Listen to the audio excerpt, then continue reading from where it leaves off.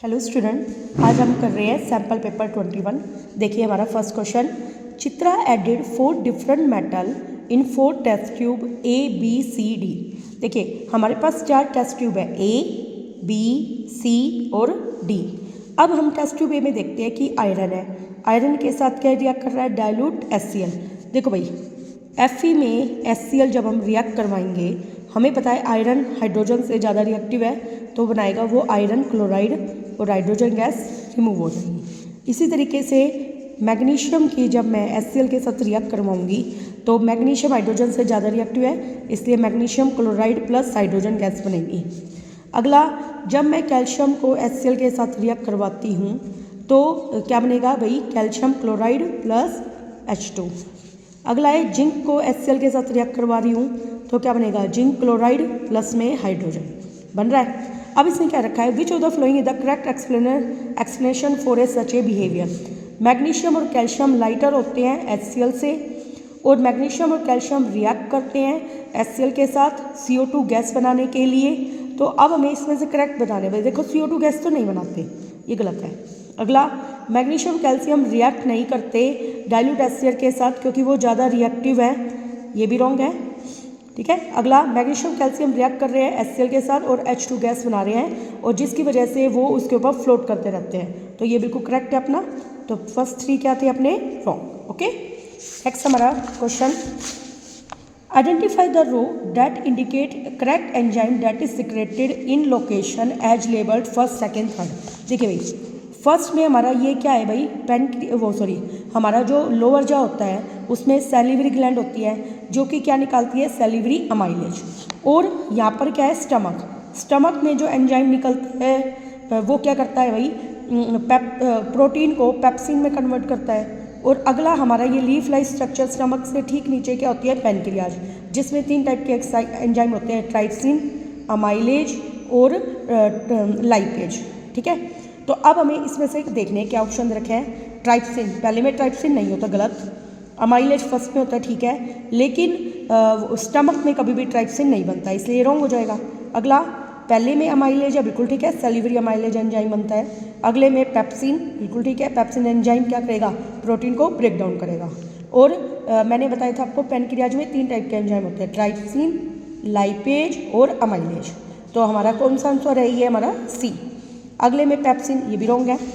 Next question, when a straight copper wire is place parallel to and over a needle compass needle. देखो भाई एक straight copper wire है, वो parallel है एक कंपास नीडल के, मैंने पैरेलल रख दी, और करंट फ्लो कर रहा है नॉर्थ से साउथ। और what will be the direction of north pole of a compass needle. Compass needle की जो नॉर्थ पोल है वो किस डायरेक्शन में होगा। अब देखो भाई अगर हम फ्लेमिंग का लेफ्ट हैंड रूल लगाएं तो देखो फादर, मदर और चाइल्ड, ये मैंने अपनी फिंगर्स को रखा। अब हमारा जो करंट है वो किधर जा रहा है भाई, करंट हमारा जा रहा है यहाँ पर नॉर्थ से साउथ, तो फादर, मदर और चाइल्ड, सी का मतलब करंट। मान लो ये नॉर्थ साउथ डायरेक्शन है, नॉर्थ साउथ डायरेक्शन है, और अब हमें बताना है जो नॉर्थ पोल है मैग्नेट का वो किधर होगा। तो मैग्नेटिक फील्ड क्या होगा, यहाँ पे नॉर्थ साउथ है तो वो किधर बनेगा भाई, उसके परपेंडिकुलर डायरेक्शन तो ईस्ट वेस्ट होएगी, है ना। तो अब हमें ये बताना है कि जो नॉर्थ पोल है वो किस साइड होगा। ठीक है, तो अगर हम देखो सन की तरफ फेस करके खड़े हो जाते हैं तो किस तरीके से रिएक्ट करेंगे। देखिए बेटा मैंने आपके लिए एक डायग्राम बना दिया, जैसे ईस्ट वेस्ट नॉर्थ साउथ। अब हमारा जो करंट है वो जा रहा है नॉर्थ से साउथ, नॉर्थ से साउथ मतलब डाउनवर्ड डायरेक्शन में जा रहा है। तो अब हम अगर फ्लेमिंग का लेफ्ट हैंड रूल लगाएं, देखिए भाई करंट जो हमारी मिडल फिंगर है वो करंट की डायरेक्शन में है, तो हमारी जो 4 फिंगर है वो किस डायरेक्शन में है, मैग्नेटिक फील्ड की। तो हमारा मैग्नेटिक फील्ड किधर बन रहा है, इस साइड, तो जो कि क्या है भाई, ईस्ट से वेस्ट की तरफ जाएगा। और मैग्नेटिक फील्ड ईस्ट से वेस्ट जा रहा है, इसका मतलब ये नॉर्थ पोल, और ये कौन सा हो गया, साउथ पोल। इससे हमारा आंसर क्या आएगा, ईस्ट। ओके, अगला, which one of the following mirror you use in torch and search light. देखो भाई टॉर्च और सर्च लाइट में हम चीज़ों को मैग्नीफाई करके देखना है ना, ताकि वो हमें चीज़ें दिखाई दे, और लाइट रेज को फैलाना है हमें, इसलिए वहाँ पर यूज होएगा कनकेव मिरर। नेक्स्ट, एक स्टूडेंट है वो लर्न करता है कि सोडियम और मैग्नीशियम जब क्लोरीन के साथ रिएक्ट करते हैं तो सोडियम क्लोराइड देता है और मैग्नीशियम क्लोराइड। ठीक है, उस बच्चे ने रेक्टिफिकेशन करके इसको याद कर लिया। अब देखो भाई, सोडियम ने क्लोरीन के साथ रिएक्ट किया तो सोडियम क्लोराइड बनाया, ऐसे ही मैग्नीशियम ने क्लोरीन के साथ रिएक्ट करा तो मैग्नीशियम क्लोराइड बनाया। तो मेल्टिंग पॉइंट जो है, नमक जो हमारा घर में साधारण नमक होता है, सोडियम क्लोराइड उसी का फॉर्मूला है, उसका मेल्टिंग पॉइंट है 1074 केल्विन, और मेल्टिंग पॉइंट मैग्नीशियम क्लोराइड का है 981 केल्विन। अब देखो ये मेल्टिंग पॉइंट क्या है, ज़्यादा, और ये मेल्टिंग पॉइंट क्या है, कम। अब हमें बताना है जो NaCl और MgCl है उनके डिफरेंट मेल्टिंग पॉइंट क्यों है। पहला रीजन, MgCl2 सोल्यूबल है कैरोसिन और पेट्रोल में। अगला, सोडियम क्लोराइड फॉर्म होता है सोडियम और एक मतलब दोनों का एक एक मोलिक्यूल बनता है जब, और sodium chloride strong inter ionic bonding रखता है MgCl2 से। ये बिल्कुल करेक्ट है। ऐसा क्यों, देखिए मैं बताती हूँ आपको। देखो भाई, जैसे Na है, Na में इलेक्ट्रॉन वो एटॉमिक नंबर होता है 11, पहली सेल में 2 इलेक्ट्रॉन, अगली में 8 और तीसरी में 1। मैग्नीशियम में कितने होते हैं, 12, पहली सेल में 2 इलेक्ट्रॉन, अगले में 8 और उससे अगले में 2। अब जैसे जैसे इलेक्ट्रॉन की संख्या बढ़ेगी तो हमारा जो चार्ज है वो भी बढ़ेगा। चार्ज बढ़ेगा तो फोर्स ऑफ अट्रैक्शन भी क्या होगी, देखो यहाँ पे एक इलेक्ट्रॉन को निकालने के लिए कम एनर्जी की जरूरत है और 2 इलेक्ट्रॉन को निकालने के लिए ज़्यादा एनर्जी की जरूरत पड़ेगी, है ना, ताकि ये अपनी ऑक्टेट पूरी कर सके, होगा ना। तो एक इलेक्ट्रॉन को निकालना आसान है या 2 इलेक्ट्रॉन को निकालना आसान है।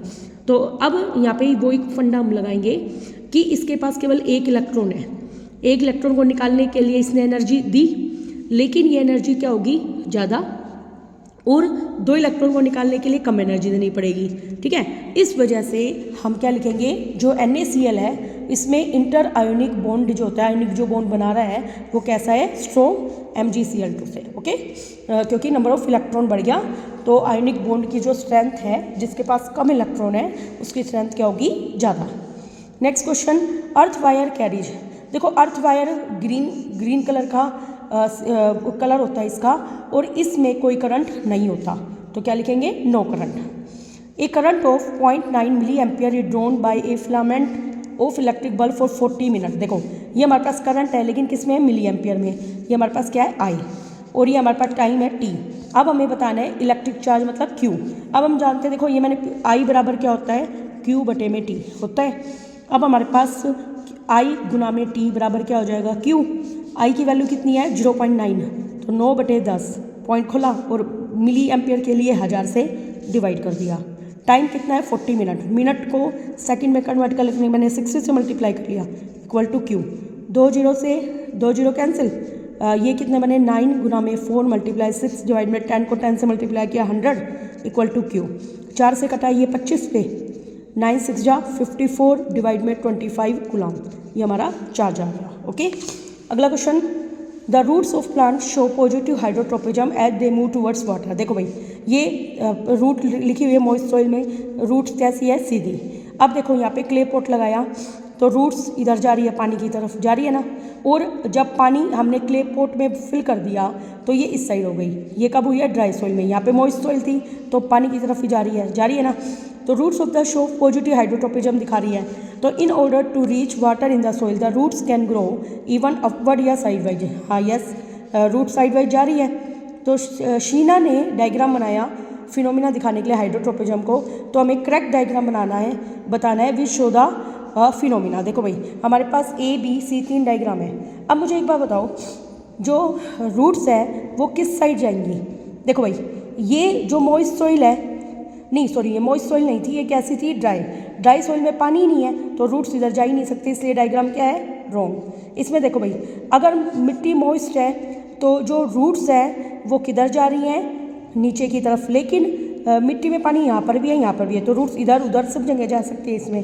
इसमें देखो क्ले पॉट में पानी बहुत ज़्यादा है, मिट्टी बाहर क्या है, ड्राई, तो पानी इसको इधर दिखाई दे रहा है, तो रूट्स इस साइड जाएंगी, तो इसलिए हमारा C ऑप्शन ठीक है। Okay, next question, identify the product precipitated is colour and type of reaction in the given setup. देखो भाई test tube containing solution of potassium iodide को क्या बोलते हैं, KI, और test tube containing lead nitrate PbNO3 की twice, ये दे रखा है हमें। अब हमें बताना है कि क्या बनेगा। देखो भाई PbNO3 की ट्वाइस में जब हम KI को ऐड करते हैं, मतलब रिएक्ट करवाते हैं, तो क्या बनता है, PbI2 प्लस में KNO3। प्लस में क्या बनता है KNO3। अब हमें बताना है कि प्रोडक्ट प्रेसिपिटेट का मतलब जो प्रेसिपिटेट के रूप में क्या जमता है PbI2 और इसका कलर कैसा होता है येलो।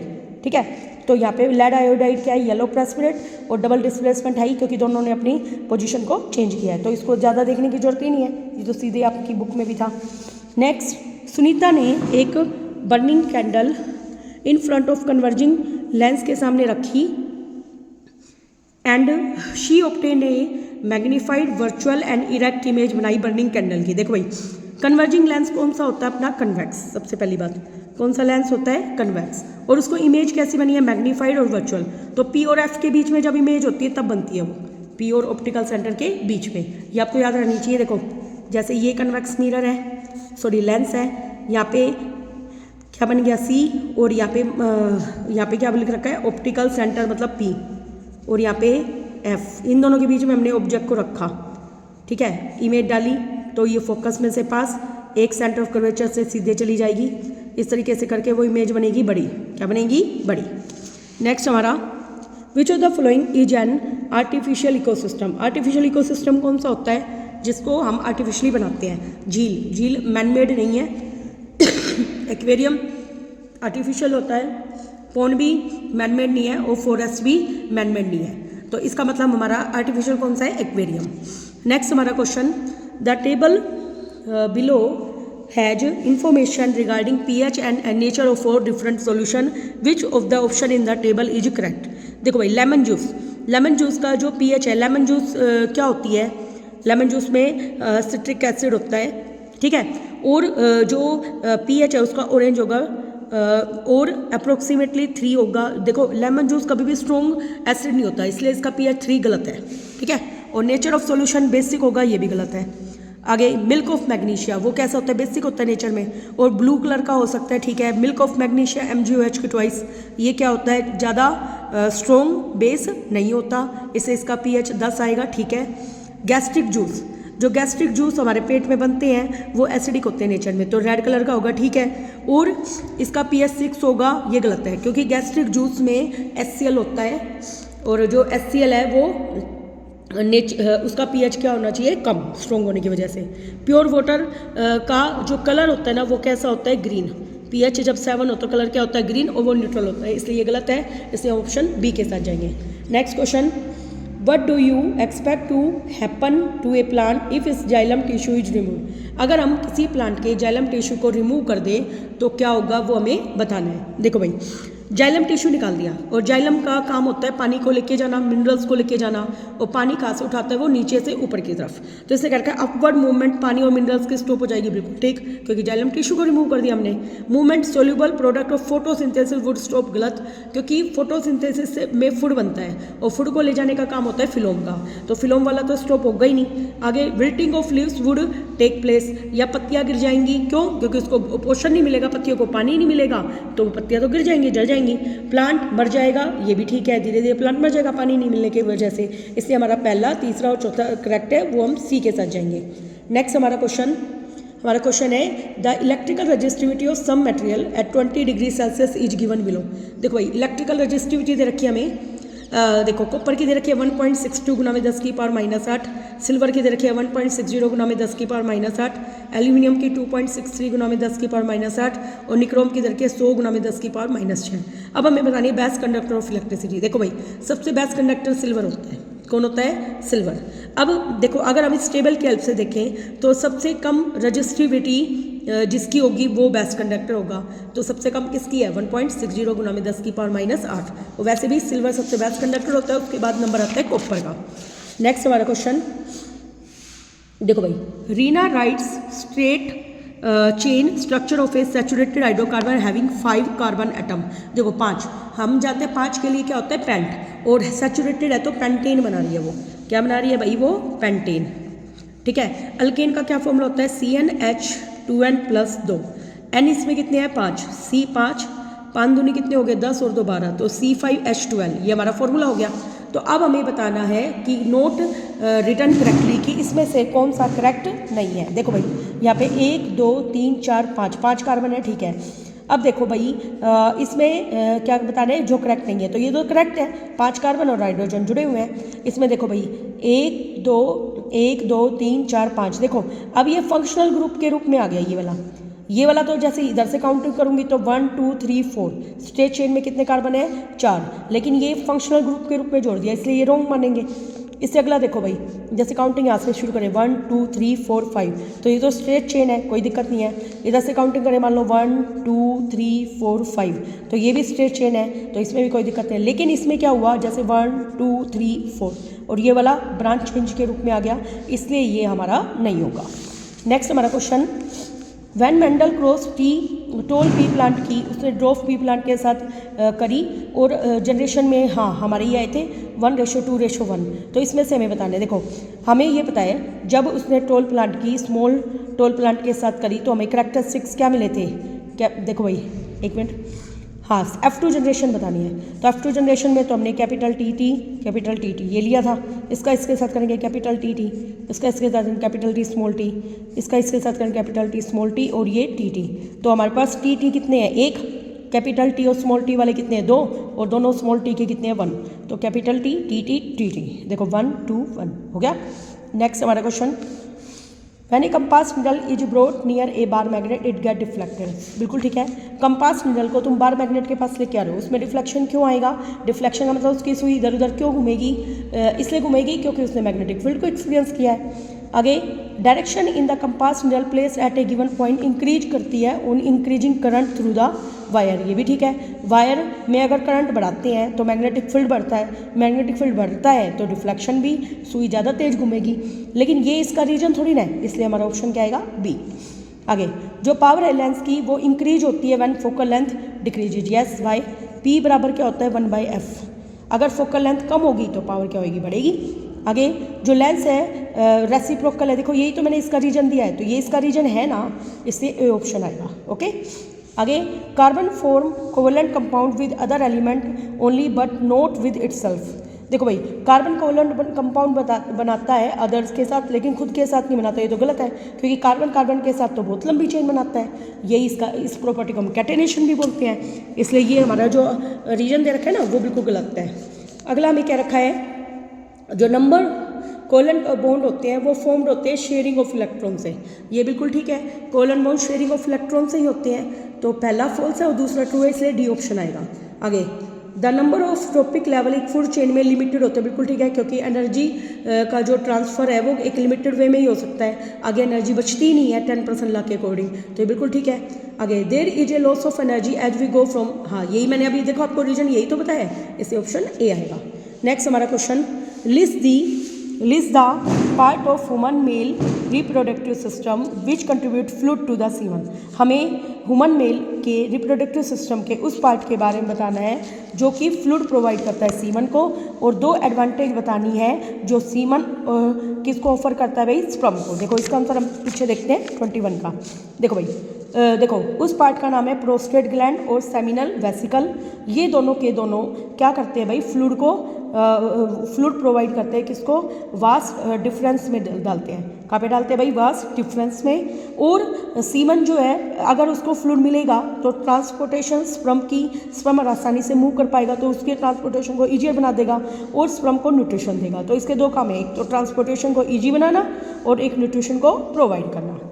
अगला हमारा क्वेश्चन, देखो भाई, पी है इलेक्ट्रॉनिक स्ट्रक्चर दे रखी है हमें, इसकी इलेक्ट्रॉनिक स्ट्रक्चर क्या है, 2 6, क्यू की है 2 8 1, आर की है 2 8 7 और एस की है 2 8 8। अब हमें बताना है इसमें से कौन सा कोवेलेंट कंपाउंड बनाएगा कार्बन के साथ। देखो कोवेलेंट कंपाउंड वो बनाएगा, कार्बन की वैलेंसी कितनी होती है भाई, 4 6, तो पहली सेल में 2 और अगली में 4, तो एक कार्बन को कितने चाहिए, 4 चाहिए। अब देखो भाई, अब हमें बताना है कि कौन सा वो बनाएगा, और देखो 2 8 1, इसको कितने की जरूरत है, एक एक्स्ट्रा है सॉरी इसके पास, है ना, और इसको 1 की ज़रूरत है। देखो इसकी ऑक्टेट तो पूरी है, इसको किसी की ज़रूरत नहीं, इसको रोंग कर दो, ठीक है। इसको कितने की ज़रूरत है, 2 की, इसको एक एक्स्ट्रा है वो छोड़ देगा, और इसको भी 1 की ज़रूरत है, ठीक है। तो अब हमें बताना है कौन सा बनाएगा, और अगले पार्ट में क्या बताना है, कार्बन रिएक्ट करता है एक element in the above table to form several compound, give reason. Carbon react with an element in the above table. तो देखो भाई, अब हम पीछे चलते हैं इसके आंसर्स के लिए। देखो भाई, इसने देखा पी एंड आर, पी और आर बना रहे हैं। देखो इसके पास एक इलेक्ट्रॉन एक्स्ट्रा है, वो तो एक्सक्रीट कर देगा, इसको शेयरिंग की जरूरत नहीं है, इसलिए ये बनाएगा आयोनिक बॉन्ड। कैसे बनाएगा? आयोनिक। अब देखो इसको 2 की जरूरत है और इसको 1 की जरूरत है, इसलिए ये दोनों कैसे बनाएंगे? Covalent compound. कैसे बनाएंगे भाई? Covalent compound. अगला हमें बताना है कि कौन सा ज़्यादा सेवरल कंपाउंड बनाएगा। देखो बी पार्ट में कार्बन के पास वैलेंसी होती है, हाँ चार बॉन्ड बना सकता है। और किस वजह से carbon large number of compound क्यों बनाता है? एक तो प्रॉपर्टी है टेट्रावैलेंसी कि एक कार्बन 4 के साथ लिंक हो सकता है। दूसरा है कैटेनेशन। कैटेनेशन में क्या होता है? कार्बन खुद कार्बन के साथ लिंक करके लंबी लंबी चेन बना सकता है, तो उसको प्रॉपर्टी को हम क्या बोलते हैं? कैटेनेशन। नेक्स्ट हमारा क्वेश्चन 23 क्या दे रखा है भाई? हमें क्या रखा है? What are the main raw material required for the process of photosynthesis. हमें बताना है फोटोसिंथेसिस के लिए क्या क्या चीज़ों की जरूरत है। और from these raw material plant prepare food x बना रहे हैं, और प्रोसेस ऑफ फोटोसिंथेसिस बताना है। प्लांट्स इस फूड को स्टोर कर रहे हैं वाई के फॉर्म में, वो हमें बताना है। देखो दोनों क्वेश्चन के आंसर हम पीछे देखते हैं। देखो भाई मेन रॉ मटेरियल जो फोटोसिंथेसिस के लिए वो है कार्बन डाइऑक्साइड, क्योंकि कार्बन डाइऑक्साइड तो हमें कहाँ से मिलती है? एटमॉस्फेयर से। पानी हमें किससे मिल जाता है? मिट्टी से, सनलाइट की प्रेजेंस में, और क्लोरोफिल ग्रीन लीव्स में होता ही है। इन दोनों की प्रेजेंस में वो फूड बनाते हैं। और अब देखो भाई, अब इसको रिएक्शन अगर पीछे नहीं लिखी हुई तो मैं लिखती हूँ। देखो भाई मैं लिख देती हूँ। यहाँ पे क्या होता है? ग्लूकोज को बनाएंगे 6 मॉलिक्यूल तो वो कार्बन डाइऑक्साइड के लेंगे, 12 मॉलिक्यूल लेंगे वो वाटर के, ठीक है। और in presence of sunlight and chlorophyll, CHLOROPHY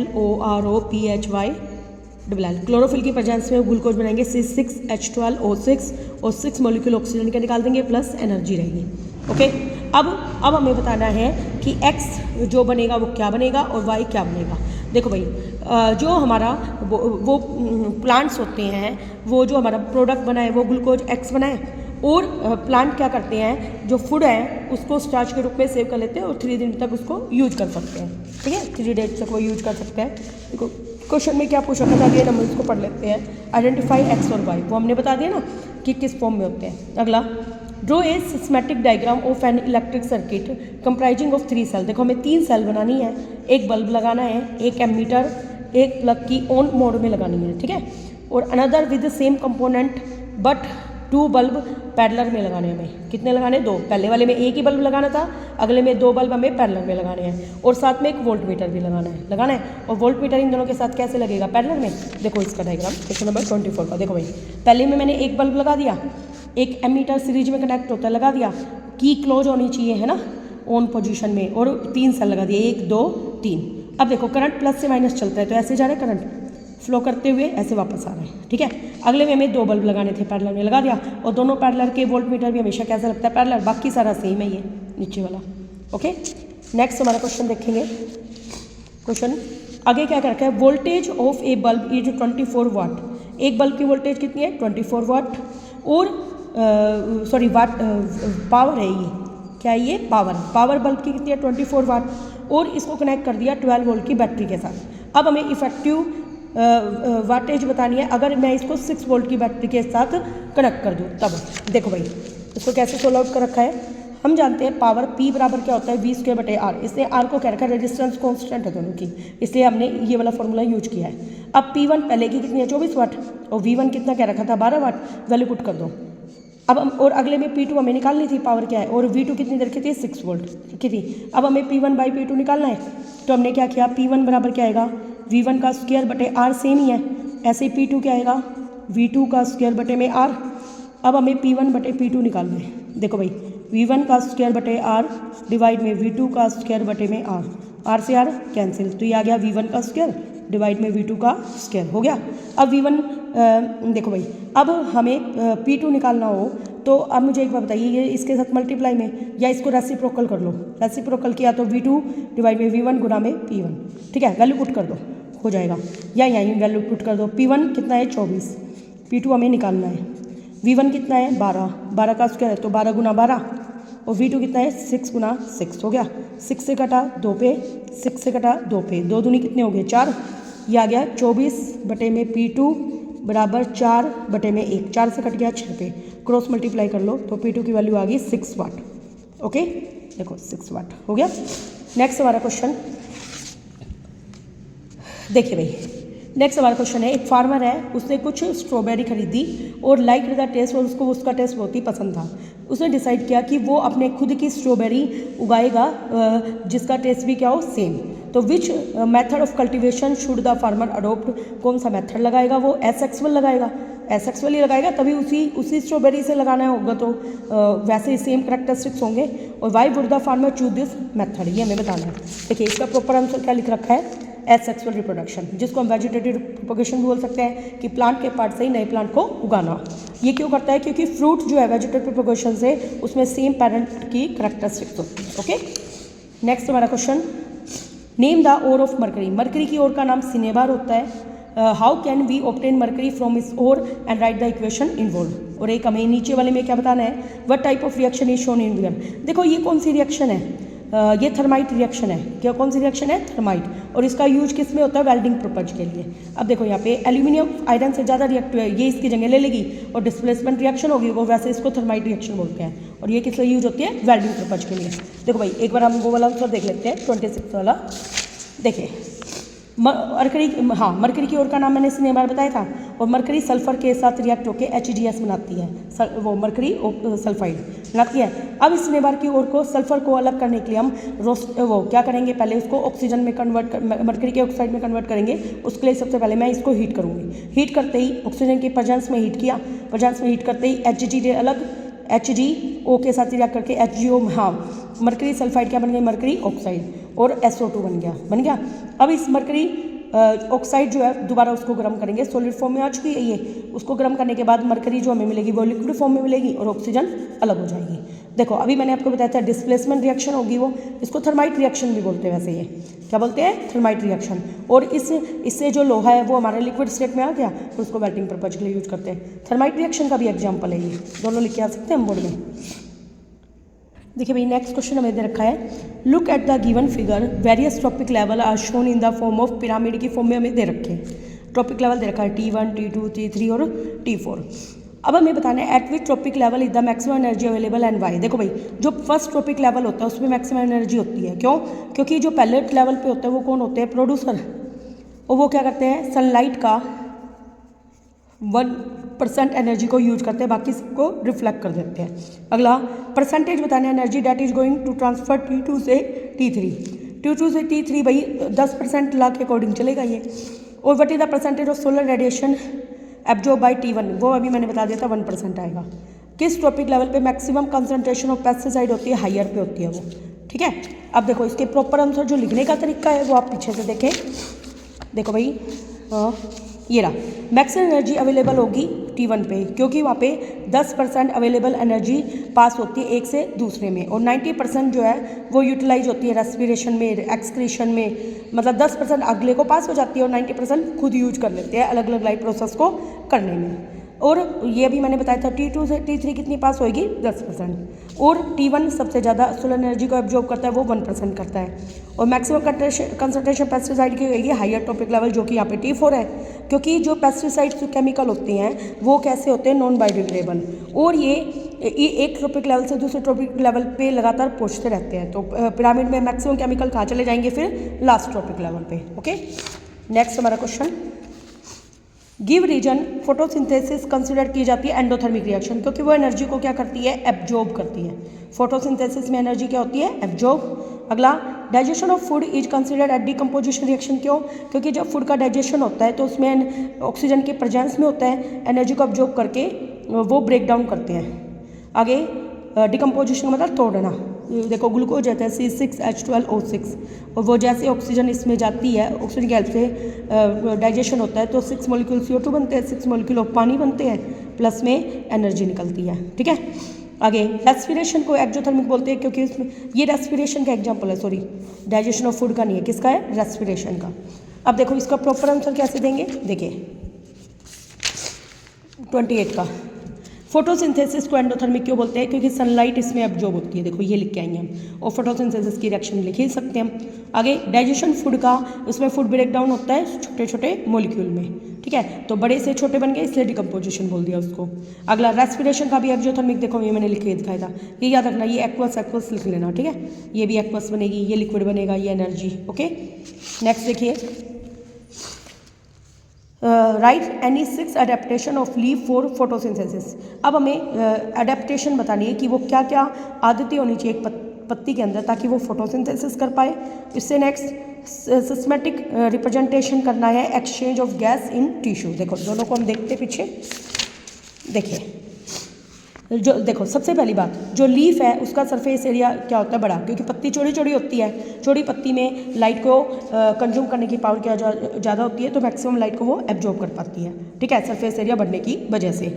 अगला, जो लीफ की जो अरेंजमेंट है वो इस हिसाब से होती है कि वो ज़्यादा लाइट को ऑब्टेन कर पाए। नेक्स्ट, लीफ में वेन्स बनी होती है, देखो इस तरह पत्ती होती है उसमें वेन्स बनी होती है ना, ये तो वेन्स की मैकेनिकल स्ट्रेंथ से ज़्यादा होती है, इससे वो ट्रांसपोर्ट मेसोफिल सेल्स होती है ना लीफ में, तो आसानी से हो जाता है। और लीफ ट्रांसपिरेशन भी होता है, एक्सेस वाटर का जो लॉस होता है वो लीफ में होता है, इसकी वजह से वो अपने आप को कूल डाउन कर लेती है। लीफ में बहुत सारे स्टोमेटा होते हैं गैस एक्सचेंज करने के लिए, और लीफ में क्लोरोप्लास्ट भी होता है जो लीफ के ऊपर के पार्ट में रहता है, जिससे फोटोसिंथेसिस, क्लोरोप्लास्ट में क्लोरोफिल होता है जिससे ग्रीन लीव्स में फोटोसिंथेसिस होती है।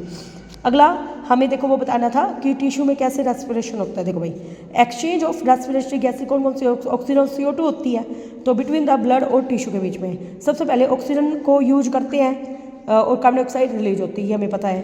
तो जो ब्लड है फ्रॉम द लंग्स में हाइयर कंसनट्रेशन होती है ऑक्सीजन की, और CO2 कंसनट्रेशन क्या होती है लंग्स में कम, इस वजह से कंसनट्रेशन में डिफरेंस की वजह से गैस एक्सचेंज होती है। देखो अब ये दिखाना है हमें, देखो सबसे पहले ब्रीथिंग, देखो ब्रीथिंग में क्या हो रहा है, CO2 तो बाहर आ रही है और ऑक्सीजन अंदर आ रही है, हो गया। फिर ये तो हमने लंग्स दिखा दिए, लंग्स में ऑक्सीजन और इधर वाले में क्या होता है CO2, ठीक है, ये इनटेक किया ऑक्सीजन को, फिर ट्रांसपोर्ट हो रहा है ऑक्सीजन का, फिर ऑक्सीजन हमारे बॉडी सेल्स में डिफ्यूज हो रही है, डिफ्यूज होने के बाद अब बॉडी सेल से CO2 उठाएंगे, जो रेस्पिरेटरी वो हार्ट वाला था ना उसी टाइप का यही है। फिर हमने CO2 को ट्रांसपोर्ट कर दिया, फिर CO2 रिलीज कर दी, रिलीज करने के बाद वो लंग्स में जाएगी, लंग्स से जाने के बाद फिर वो हमारे एक्सेल करके नोज से चली जाएगी। ओके, अगला देखिए, देखिए अगला क्वेश्चन, एक फ्यूज वायर है वो 5 एम्पियर के करंट में मेल्ट कर जाती है। ये डिजायर्ड है कि फ्यूज वायर सेम मटेरियल की हो और वो मेल्ट करे 10 एम्पियर पे मेल्ट करना चाहते हो, तो अब न्यू फ्यूज वायर की कैसा लोगे, स्मॉलर लोगे या लार्जर रेडियस का लोगे, मतलब मोटे एरिया का लोगे कम एरिया का, तो आपको ये बताना है। देखिए भाई कैसे करेंगे इसको, हम रेजिस्टेंस वाला फिनोमिना लगाएंगे, फ्यूज वायर का रेजिस्टेंस क्या होना चाहिए, कम, ताकि वो मेल्ट कर जाए। देखो भाई अब हमें हीटिंग इफेक्ट दिखाएं इसने 5 एम्पियर का, H बराबर क्या होता है I²RT, तो हीट प्रोड्यूस एवरी सेकंड देखा है, तो H बट सेकंड एवरी है तो T बराबर 1 सेकंड हो गया यहाँ पे। वैसे H का फॉर्मूला क्या होता है I²RT, टाइम को 1 ले लूँगी तो क्या बन गया, ये I²R बन गया। अब देखो भाई I1²R1, I कितना है यहाँ पे 5, 5 का स्क्वायर गुना में R1, 5 का स्क्वायर 25 R1 हो गया। अब नई R2 मान लिया मैंने, I2 का स्क्वायर R2, और I2 कितनी है हमारे पास, 5 की जगह 10 हो गया, 10 का स्क्वायर क्या होता है 100 R2। अब हम जानते हैं कि दोनों जो हीट है वो इक्वल होनी चाहिए, इक्वल ही है, तो 25 R1 बराबर 100 R2, ये हमने लिख दिया। अब R1 बटे R2 रेशियो निकालेंगे तो 100 को 25 से भाग किया 1/4, तो हमने देखा, हम जानते हैं जो रेजिस्टेंस है ना वो एरिया की क्या होती है, रेसिप्रोकल होती है, तो R2/R1 करेंगे तो R2 है तो इसका उल्टा होएगा A1, और R1 है तो इसका उल्टा A2, तो ये हम वैल्यू पुट करेंगे तो 1/4 के बराबर है, R पर गुना किया तो 4A1 बराबर A2 हो गया ये। और हम जानते हैं एरिया ऑफ वायर क्या होता है सर्कुलर शेप में πr², तो ये बनेगा πr2 का स्क्वायर, और ये 4 बाहर, और ये क्या बनेगा πr1 का स्क्वायर। अब पाई से पाई कट गया, R2 स्क्वायर, ये 2R1 का स्क्वायर होता है, तो R2 की वैल्यू क्या आ गई 2R1।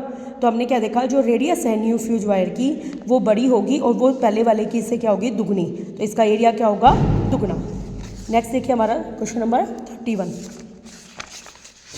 देखिए क्वेश्चन 31, फिर हमारे 3 ये सेक्शन होने के बाद करेंगे आगे।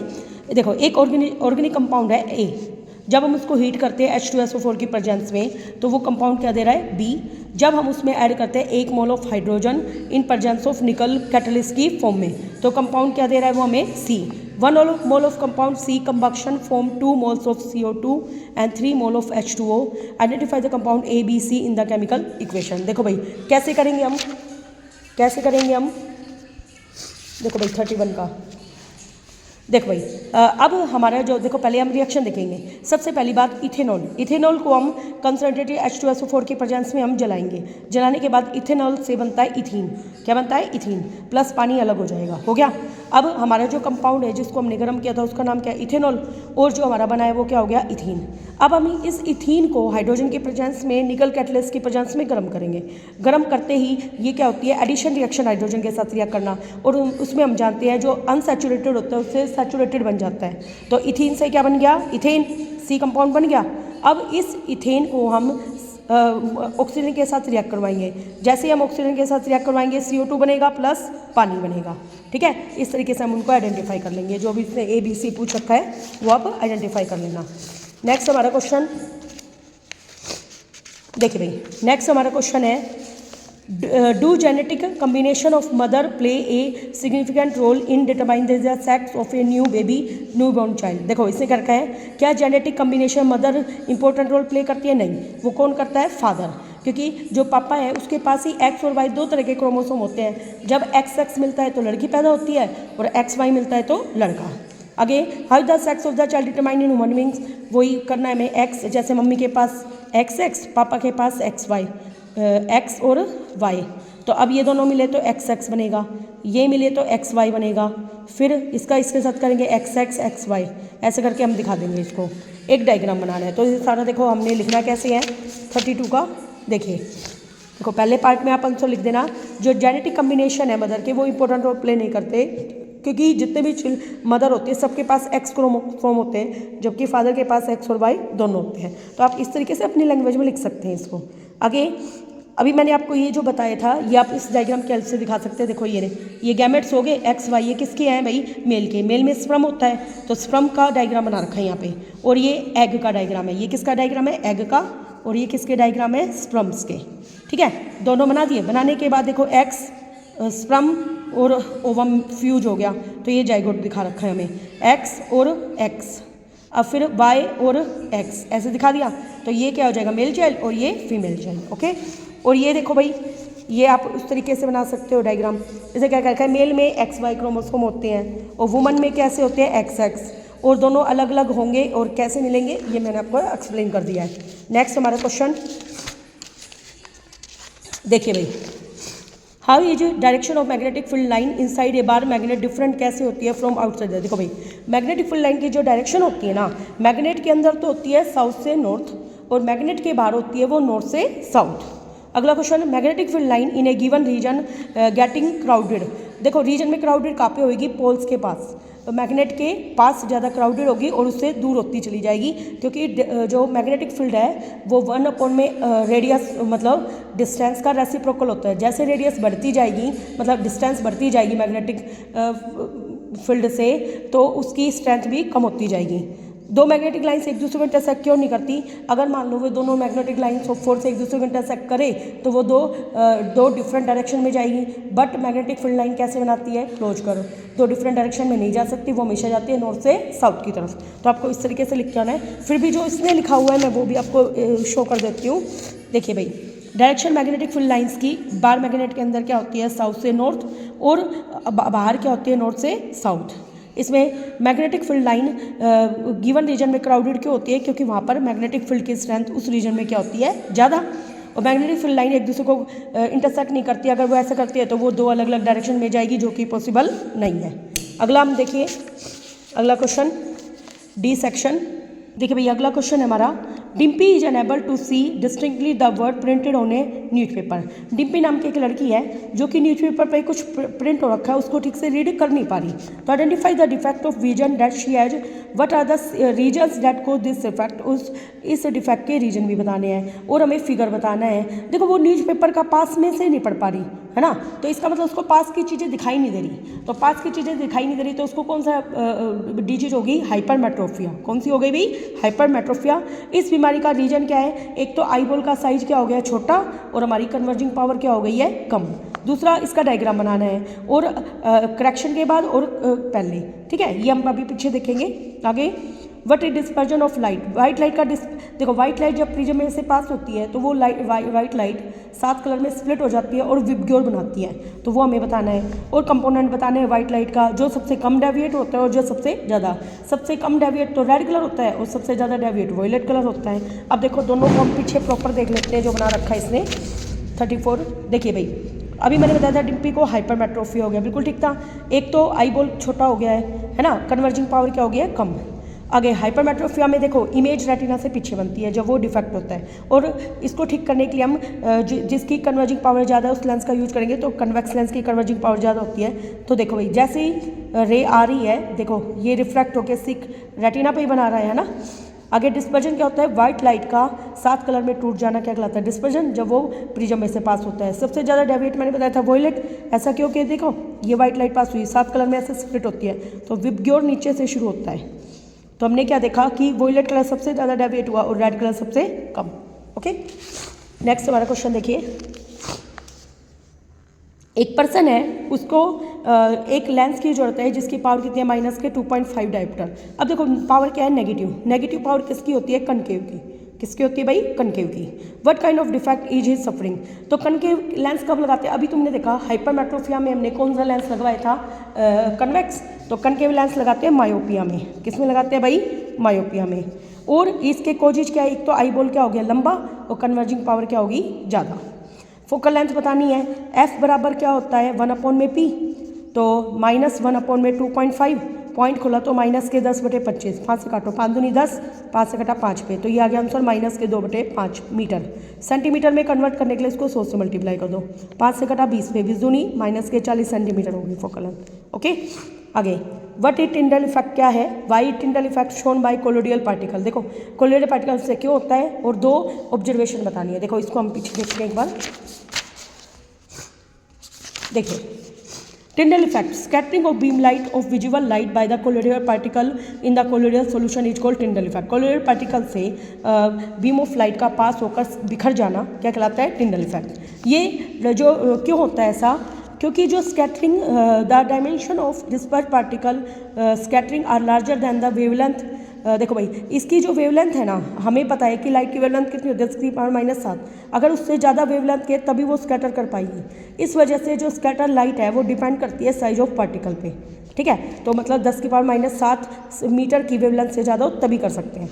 अब टिंडल इफेक्ट कहाँ कहाँ दिखाई देता है, एक तो कार की हेडलाइट में जब वो फोग में शाइन करती है, दूसरा जब फाइन बीम ऑफ सनलाइट हम देखते हैं कि एक धुएं से भरे कमरे में आती है, और दूसरा जब लाइट कैनोपी ऑफ फॉरेस्ट में पास होती है तो हम देखते हैं ना बहुत सारी बीम टाइप में बिखर जाती है, वो बहुत गहरे जंगल में जब पास होती है वो।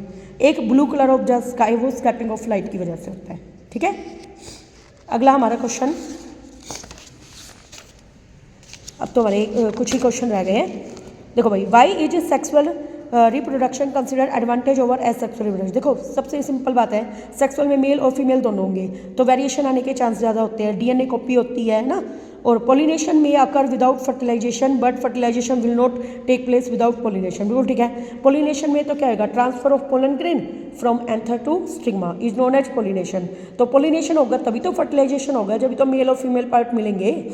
आगे इन the given diagram of longitudinal section of bisexual flower, in parts के हमें नाम बताने। देखो ये तो क्या है, स्टिग्मा चिपचिपा होता है ऊपर से, और यहाँ पे देखिए ये फिफ्थ को क्या दिखा रखा है, ये पोलन ग्रेन एंथर में होंगे, ये एंथर है, इसमें क्या होता है पोलन ग्रेन।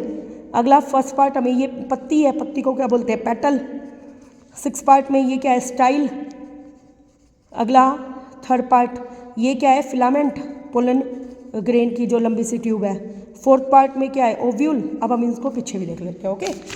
देखिए भाई, देखिए देखो स्टिग्मा, ओवरी, स्टाइल ये सब बता रखा था। और फीमेल रिप्रोडक्टिव पार्ट कौन सा होता है, स्टिग्मा, स्टाइल और ओवरी। फंक्शन क्या है स्टिग्मा का, ये स्टिकी पार्ट होता है, पोलन ग्रेन को अपने साथ चिपका लेता है। और स्टाइल क्या करता है, एक ट्यूब होती है जो पोलन ग्रेन को ओवरी तक लेके जाती है। और ओवरी फुला हुआ सूजा हुआ बॉटम पार्ट होता है जो कि क्या करेगा, ओव्यूल फीमेल गैमेट होता है, एक्सेल जो कि फीमेल गैमेट को रखता है। अगला हमें क्या बताना है, हाँ ड्यूरिंग द हाँ एक मिनट, वो हमें ये पहले जो क्वेश्चन मैंने बोले थे उसके आंसर्स एक बार रिटर्न में देखते हैं कैसे लिखे हुए हैं। देखो भाई, इसे क्या कर रखा है, जो सेक्सुअल रिप्रोडक्शन है वो एडवांटेज क्यों है ओवर एसेक्सुअल से। देखो भाई, एक तो डाइवर्सिटी आती है करैक्टरिस्टिक्स में, क्योंकि मेल और फीमेल दोनों से मिलकर बनाए। एक जो नए ऑर्गेनिज्म है वो बनी है हमारे पास, और वेरिएशन आई है ना, जो कि इवोल्यूशन के लिए ज़रूरी है। इवोल्यूशन का मतलब नई प्रजाति का बनना। और अगला था, जब पोलन ग्रेन सुटेबल स्टिग्मा पे गिरते हैं तो पोलिनेशन होता है। मैंने बताया था ना, transfer of pollen grain from anther to stigma, ये भी लिख सकते हो। बट नेसेसरी डेट पोलिनेशन में रिजल्ट इन फर्टिलाइजेशन होता ही है। फर्टिलाइजेशन में बोथ मेल और फीमेल दोनों गैमेट की जरूरत होती है। और पोलिनेशन अगर नहीं होगा तो मेल और फीमेल दोनों गैमेट फ्यूज ही नहीं हो पाएंगे, तो फर्टिलाइजेशन नहीं हो सकता। ठीक है ना। नेक्स्ट हमारा क्वेश्चन देखिए, नेक्स्ट हमारा क्वेश्चन है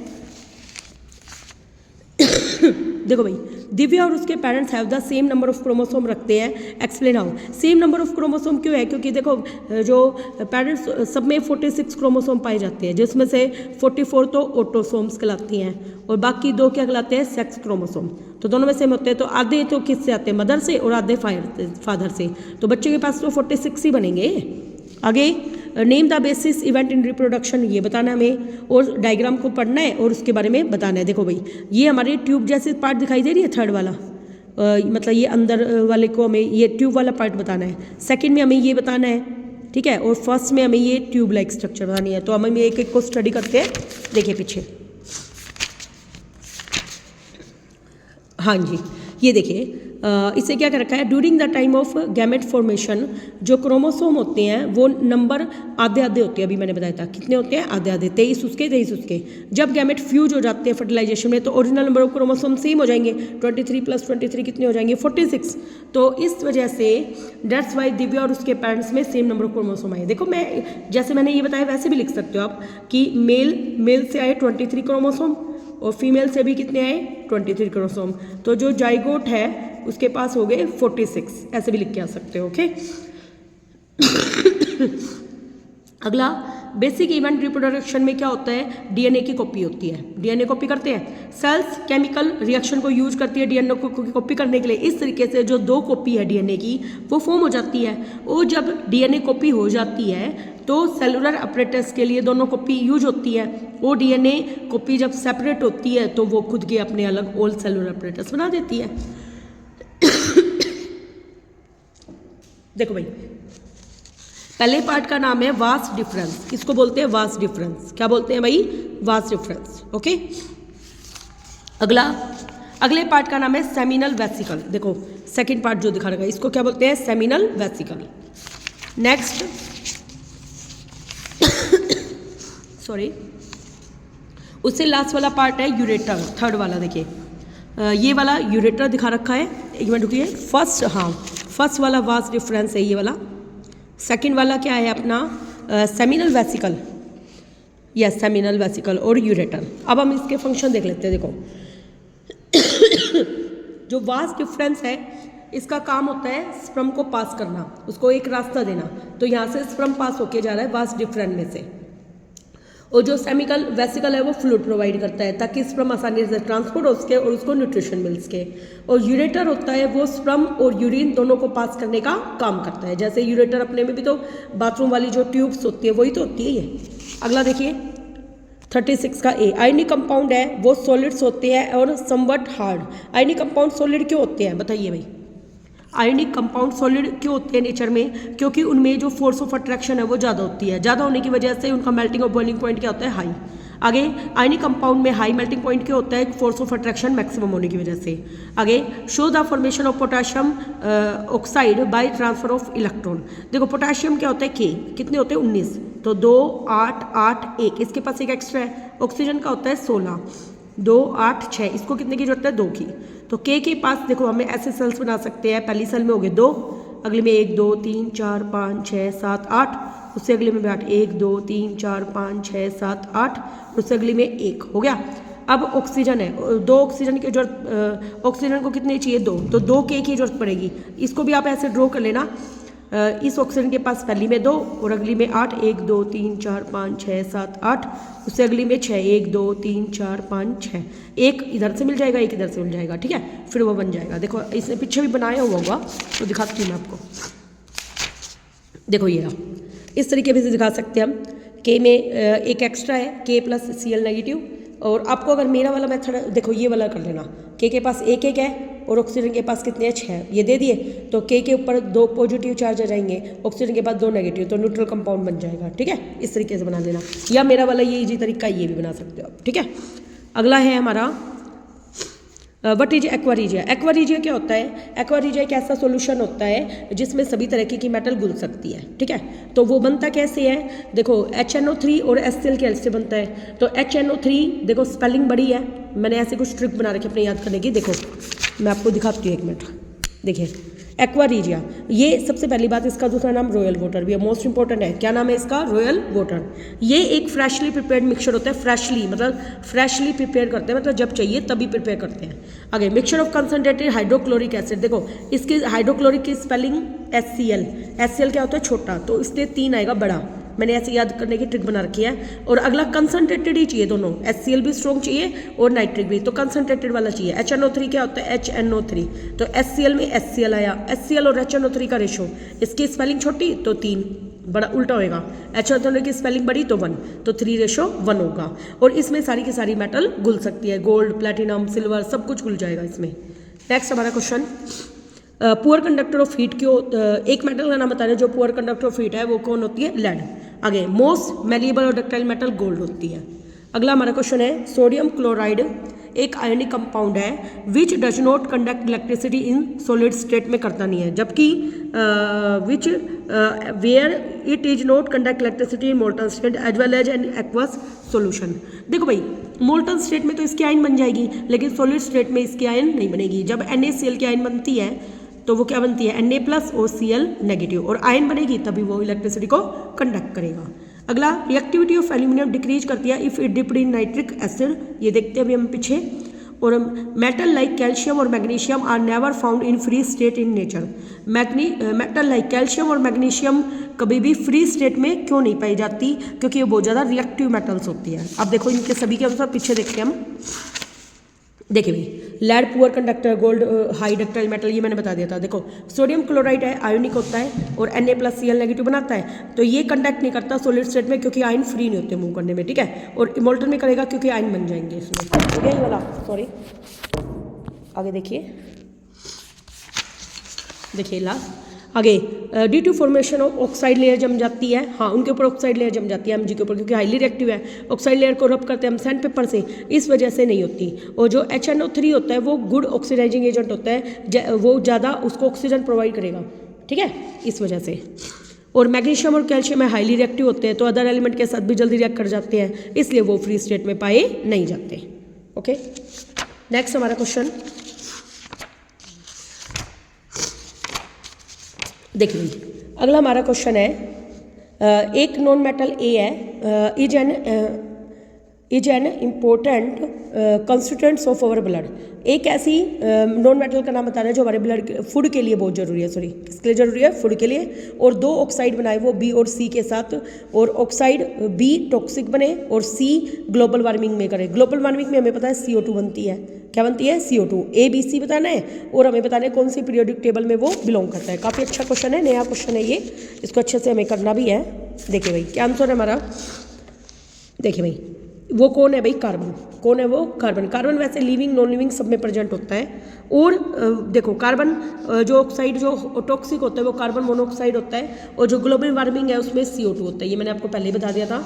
और ये क्या करता है? हाँ कार्बन कितना होता है इसका एटॉमिक, देखो 6 होता है, जैसे 6, तो 6 में क्या लेंगे? 2 4, देखो 2 4। अब हमें जो इसका पीरियड बताना है, तो 10 में 10 जोड़ दो, देखो 4 और 4 से ऊपर होते हैं 10 में जुड़ जाते हैं, तो 10 में 4 जोड़ा कितने हो गए? 14। तो ये पीरियड नंबर 14 से बिलोंग करेगा। किसमें बिलोंग करेगा? सॉरी पीरियड नंबर तो इसमें कितनी होंगी? जितनी सेल्स हो। इसमें कितनी सेल है? 2, इसलिए पीरियड नंबर तो हो गया इसका 2, सॉरी पीरियड नंबर क्या हो गया? 2। और ग्रुप नंबर क्या हो जाएगा? 10 में जोड़ के, 10 में 4 जोड़े 14। आउट ऑफ सेल में कितने इलेक्ट्रॉन है? 4, तो 10 में 4 जोड़े 14। तो हम दोनों चीज़ बता सकते हैं इस तरीके से इसका। नेक्स्ट हमारा क्वेश्चन देखो भाई नेक्स्ट क्वेश्चन हमारा, you must have heard people talking about some sudden action. लोग कुछ एक्शन के बारे में बात करते हैं। For example, I was so hungry, मैं बहुत ज़्यादा भूखा था। That my mouth start watering on seeing my favourite food, जैसे ही मैंने फेवरेट फूड को देखा तो मेरे मुंह में पानी आ गया। So I pulled my hand back from the flame immediately, मैंने अचानक से आग लग रही थी उसमें हाथ हटा दिया क्योंकि उसको हीट फील हुई। And I moved out of the way of the bus instantly, मैं जल्दी से बस की तरफ भागा। What is the common idea in these example में क्या कॉमन आइडिया है कि this indicate that we do something without thinking, इसका मतलब बिना सोचे समझे कुछ कर रहे हैं और विदाउट फीलिंग, बिना फील करके कर रहे हैं। तो हमें बताना है कि ये कंट्रोल और कोऑर्डिनेट कैसे होती है हमारी सिचुएशन, इनके बारे में बताना है। अब वो एग्जाम्पल में एक्शन सडन, क्विक और इमीडिएट होता है तो उसको हम क्या बोलते हैं, रिफ्लेक्स एक्शन। तो अब देखिए क्वेश्चन यहाँ से शुरू हो रहे हैं। Reflex action generally called spinal reflex भी बोलते हैं। What is the role of brain in reflex action में ब्रेन का क्या रोल है। और अगला, carefully study the given diagram and label the diagram. देखो भाई, फर्स्ट ये मसल्स हैं हमारे, सेकंड बाइसेप्स है और थर्ड ये रिले न्यूरॉन हो गया है ना। तो इस तरीके से हमें सब बताना है, रिफ्लेक्स आर्ट बताना है और फ्लो चार्ट बताना है। तो देखो इस कंप्लीट को स्टडी करते हैं। पीछे देखो यहाँ पर देखिए, सबसे पहली बात, जो रिफ्लेक्स एक्शन होते हैं वो कैसे होते हैं, इनवॉलंटरी, क्योंकि इनका हमारे इच्छा पर कोई कंट्रोल नहीं होता। और मैक्सिमम रिफ्लेक्स एक्शन हमारे स्पाइनल कॉर्ड से लिंक होते हैं। The reason why the reflex action को हम इसी वजह से स्पाइनल रिफ्लेक्स बोलते हैं, क्योंकि maximum reflex action spinal cord के द्वारा कंट्रोल किए जाते हैं। और रिफ्लेक्स एक्शन एक स्पॉन्टेनियस, ऑटोमेटिक अचानक होने वाला और मैकेनिकल रेस्पॉन्स है जो कि स्टिमुलस के प्रति रेस्पॉन्ड करता है विदाउट विल, का मतलब बिना किसी ऑर्गेनिज्म की इच्छा के। रिफ्लेक्स एक्शन जनरेट होते हैं स्पाइनल कॉर्ड के द्वारा, क्विक रेस्पॉन्स होते हैं। जो इन्फॉर्मेशन है स्टिमुलस की वो फिर ब्रेन के पास जाती है, जहाँ पे थिंकिंग प्रोसेस अकर करता है, जहाँ पे सोचने का काम है तो वो ब्रेन के पास जाएगा। देखो भाई, तो फर्स्ट को इसने बोला है सेंसरी न्यूरॉन। देखो यहाँ पे हमारे हाथों पर सेंस ऑर्गन है, वो क्या है, स्किन, तो इसको क्या बोला है, सेंसरी न्यूरॉन। और देखिए भाई, सेकंड को बोला है रिले न्यूरॉन। हाँ, सेकंड पे यहाँ पे रिले न्यूरॉन जो दोनों को कनेक्ट करने का काम करते हैं, मोटर और सेंसरी को। और इफेक्टर कौन है, मसल्स हो गई। और रिफ्लेक्स आर्क क्या है वो हमें बताना है। देखो भाई, रिफ्लेक्स आर्क एक रास्ता है। तो देखो, रिले न्यूरॉन का फंक्शन भी बता रखा है। रिले न्यूरॉन वो न्यूरॉन होते हैं जो कि ब्रेन और स्पाइनल कॉर्ड में प्रेजेंट होते हैं। ये लिंक प्रोवाइड करते हैं सेंसरी और मोटर न्यूरॉन के बीच में। आगे, वो पाथ जिससे नर्व इम्पल्स कैरी जाती है एक रिफ्लेक्स एक्शन में, उसको हम रिफ्लेक्स आर्क बोलते हैं। अब इसका फ्लो चार्ट क्या है, देखो, रिसेप्टर स्किन होती है यहाँ पे, ठीक है। फिर वो मैसेज किसको दे रही है, सेंसरी न्यूरॉन को। स्किन पे सेंसरी न्यूरॉन मैसेज ले जाएंगे, मैसेज ले जाने के बाद वो रिले न्यूरॉन के पास जाएंगे। रिले न्यूरॉन कहाँ पे प्रेजेंट है, स्पाइनल कॉर्ड के पास। फिर मोटर न्यूरॉन को वो मैसेज दे देंगे कि इन्फॉर्मेशन की तुम्हें क्या काम करना है। फिर हमारी जो मसल्स है हम अपने हाथों को पीछे की तरफ हटा लेंगे तो वो हमारे इफेक्टर का काम करेंगे। नेक्स्ट हमारा question, Naina along with her friends went for boating in a nearby lake. Naina नाम की एक लड़की है कि जो कि बोटिंग के लिए जा रही है किसी लेक में।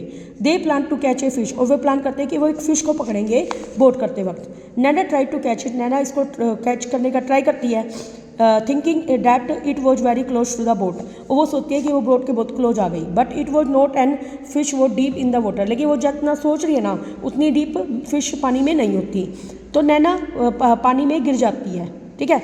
तो अब हमें बताना है what is the cause of refraction of light, का कारण क्यों है, और दो कंडीशन बतानी है जहाँ पे रिफ्रैक्शन ऑफ लाइट होता ही नहीं है, ठीक है।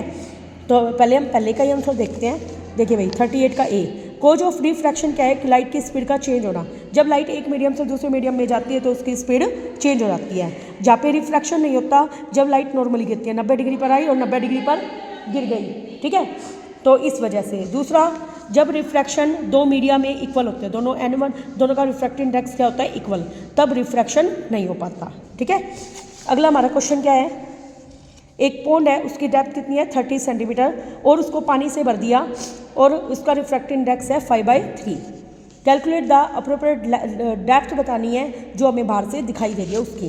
देखो भाई, रियल डेप्थ पॉन्ड की कितनी है, 30, और रिफ्रैक्टिव इंडेक्स कितना है, 5/3। अपरेंट डेप्थ को हमने x मान लिया। रिफ्रैक्टिव इंडेक्स का क्या फॉर्मूला है, रियल डेप्थ डिवाइड में अपरेंट का मतलब जो तुम्हें दिखाई दे रही है। तो अब देखो रिफ्रैक्टिव 5/3 है और रियल डेप्थ 30 है, तो अपरेंट जो हमें बाहर से दिखाई दे रही है वो बतानी है x। क्रॉस मल्टीप्लाई कर दो, कैसे निकालेंगे, 5 से कट गया 6 पे, 6 3 18, x बराबर 18 आ गया। ओके 18 सेंटीमीटर लगा देना। अगला क्वेश्चन हमारा, why did the fish appear close to the boat to Naina. अब फिश रिफ्रैक्शन की वजह से दिखाई दी। देखो भाई ये फिश थी, फिश वास्तव में नीचे गहराई में थी। अब देखो जब रिफ्रैक्शन हुआ तो वास्तव में उसको तो ऐसे दिख रही है कि लाइट सीधी रेखा में चल रही है, तो उसको यहाँ दिखाई दे रही है। तो फिश क्लोज क्यों दिखाई दी रिफ्रैक्शन की वजह से। जब लाइट रिफ्रैक्ट होती है फिश की पानी से उसकी आंखों की तरफ, तो उसको वो डेंस, देखो लाइट कैसे जा रही है भाई, डेंसर, क्योंकि पानी में मोलिक्यूल क्या है पास पास, तो डेंसर से रेयर मीडियम बाहर आ रही है लाइट, डेंसर से ट्रैवल करके क्या इसमें आ रही है रेयर मीडियम में। तो यहाँ पे रिफ्रैक्शन हो गया, देखो एंगल आई और ये एंगल आर, तो आई यहाँ पे आर से क्या है छोटा, तो इस वजह से वो दूर चली गई, तो फिश उसको क्लोज दिखाई दी। जब हमने उसको सीधा मिलाया तो क्या दिखाई दी, क्लोज। अगला क्वेश्चन, 2 एग्जाम्पल बनाने फिनोमिना के जहाँ पे रिफ्रैक्शन होता है। देखो कॉइन ऊपर दिखता है, एक तो कॉइन हमें ऊपर दिखता है एक पानी में भरे हुए में, एक स्टार का ट्विंकल होना, ठीक है। अगला हमारा क्वेश्चन, अनुराग ने लिटमस सॉल्यूशन यूज किया मिथाइल ऑरेंज और फिनोथिलीन सॉल्यूशन टू डिस्टिंग्विश करने में एसिड और बेस में। उसने नोटिस किया कि dilution and decrease in concentration of OH negative ion को, और उसने H+ और OH नेगेटिव आयन को देखा, तो उसने pH स्केल को बना दिया। Why what does it mean when in a solution like concentration of H+ ion is equal to concentration of OH negative ion। देखो H+ और OH नेगेटिव कब इक्वल होगी, जब न्यूट्रल होगी कोई चीज़, क्या होगी भाई, न्यूट्रल। तो न्यूट्रल और उसका pH कितना होता है 7।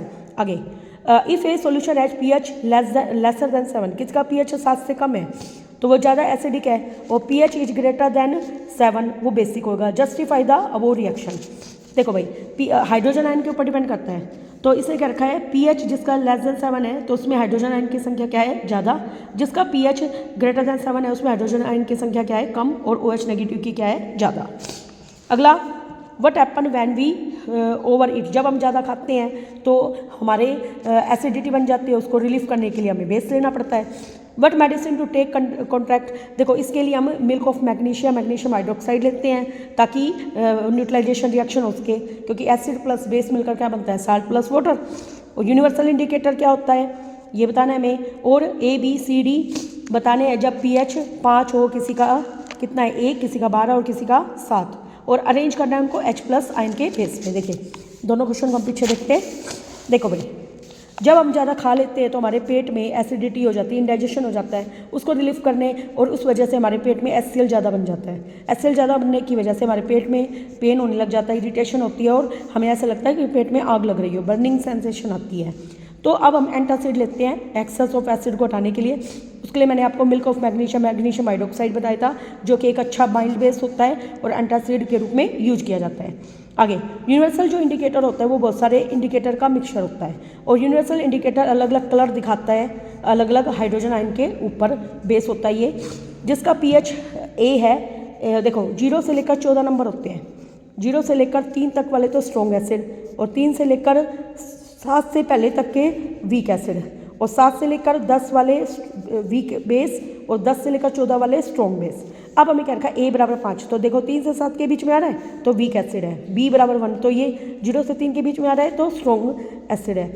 12 तो 7 से 10 के बीच में आ रहा है तो वीक बेस है। D बराबर 7 है तो वो क्या है, न्यूट्रल।